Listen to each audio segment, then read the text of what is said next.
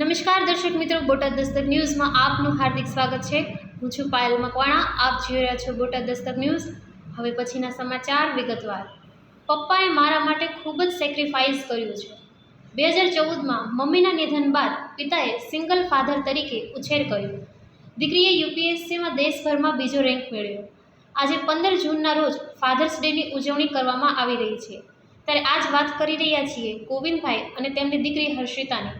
તાજેતરમાં જાહેર થયેલા યુપીએસસી પરીક્ષાના પરિણામોમાં સમગ્ર દેશમાં મૂળ રાજસ્થાનની અને વડોદરામાં સ્થાયી થયેલી હર્ષિતા ગોયલ બીજો રેન્ક મેળવ્યો હતો। વર્ષ 2014માં હર્ષિતાના માતાને કેન્સરની બીમારીથી આ દુનિયાને અલવિદા કર્યું હતું। ત્યારે હર્ષિતાની ઉંમર માત્ર 14 વર્ષની હતી। ત્યારબાદ પિતા ગોવિંદભાઈ સિંગલ ફાધર તરીકે હર્ષિતાનો ઉછેર કર્યો હતો અને હર્ષિતાને યુપીએસસી પરીક્ષા ક્રેક કરાવવામાં તેમનો સિંહ ફાળો છે। હર્ષિતા ગોયલે દિવ્ય ભાસ્કર સાથેની વાતચીતમાં જણાવ્યું હતું કે બાળપણમાં મારું સામાન્ય બેકગ્રાઉન્ડ હતું। મેં કોમર્સમાં જવાનો નિર્ણય કર્યો હતો। મેં બીકોમનો અભ્યાસ પૂર્ણ કર્યા બાદ સીએનો અભ્યાસ કર્યો હતો। ત્યારબાદ હું વિચારી રહી હતી કે મારે આગળ શું કરવું છે। ત્યારે મારા પપ્પાએ મને ગાઈડ કરી હતી કે તારે સિવિલ સર્વિસીસ માટે તૈયારી કરવી જોઈએ। ત્યારબાદ મેં સિલેબસ જોયો હતો અને સિલેબસ જોઈને મને લાગ્યું હતું કે હું આ કરી શકું છું। ત્યારે મેં સિવિલ સર્વિસીસની તૈયારી કરવાનું નક્કી કર્યું હતું। તેઓએ વધુમાં જણાવ્યું હતું કે હું ધોરણ 10માં અભ્યાસ કરતી હતી। એ સમયે સપ્ટેમ્બર 2014માં મારા મમ્મીનું દેહાંત થયું હતું। મારા ફર્સ્ટ સેમિસ્ટરની પરીક્ષાના એક દિવસ પહેલાં જ આ ઘટના બની હતી। એ સમય મારા માટે ખૂબ જ મુશ્કેલ હતો। ત્યારબાદ મારી ધોરણ 10ની બોર્ડની પરીક્ષા આવી હતી। એ સમયે વાતમાંથી બહાર નીકળીને ભણવામાં ધ્યાન આપવું એ મારા માટે મુશ્કેલ હતું।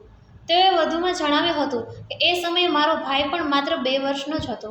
મને પણ ખબર નથી કે મને ક્યાંથી શક્તિ મળી અને હું કેવી રીતે આગળ વધી, પણ હું કહી શકું છું કે ભગવાને મને સહારો આપ્યો। એ વખતે મારા પપ્પાનો ખૂબ સપોર્ટ મળ્યો હતો। એના કારણે હું આગળ વધતી ગઈ અને ધોરણ 10ની પરીક્ષા પાસ કરી હતી। તો એ ઉમેર્યું હતું કે મારી જિંદગીમાં મારા પપ્પાનો રોલ સૌથી મોટો રહ્યો છે। હું આજે સિવિલ સર્વિસીસની પરીક્ષા ક્રેક કરી શકી છું તો એ મારા પપ્પાના કારણે જ થઈ શક્યું છે। તેમને મને મોટિવેટ અને ગાઈડ ન કરી હોત તો હું આ પરીક્ષા આપવા માટે વિચાર પણ કરી શકી ન હોત।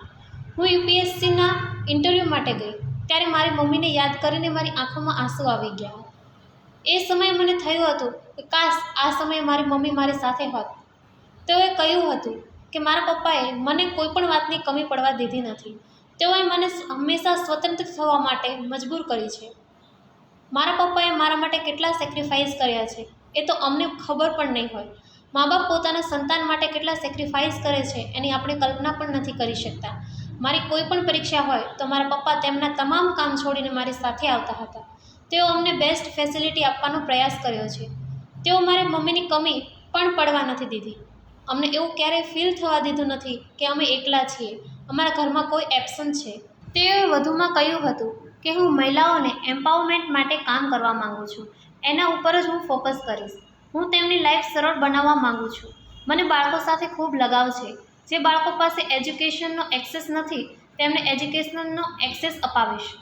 હર્ષિતાના પિતા ગોવિંદભાઈ ગોયલે જણાવ્યું હતું કે બાળપણથી જ હર્ષિતા ભણવામાં ખૂબ હોશિયાર હતી। જ્યારે મારી પત્નીનું દેહાંત થયું ત્યારે હર્ષિતા ધોરણ 10માં અભ્યાસ કરતી હતી। જો કે તેમાંથી આગળ વધીને તેને ધોરણ 10ની પરીક્ષામાં સારા માર્ક્સ સાથે પાસ થઈ હતી। અમે દીકરા અને દીકરીમાં ક્યારેય કોઈ ભેદભાવ રાખ્યો નહોતો। અમે દીકરાની જેમ જ દીકરીનું પાલન કર્યું છે। તેઓએ વધુમાં જણાવ્યું હતું કે મને મારી દીકરીની સિદ્ધિથી ખૂબ જ ગર્વ છે। જેમ સૈનિક સરહદ પર દેશની સેવા કરે છે તેમ મારી દીકરી પણ દેશ માટે કંઈક સહયોગ કરી શકશે એના માટે પણ મને ગર્વ છે। સૌજન્ય દિવ્ય ભાસ્કર, બોટાદ દસ્તક ન્યૂઝ, પાયલ મકવાણા, બોટાદ।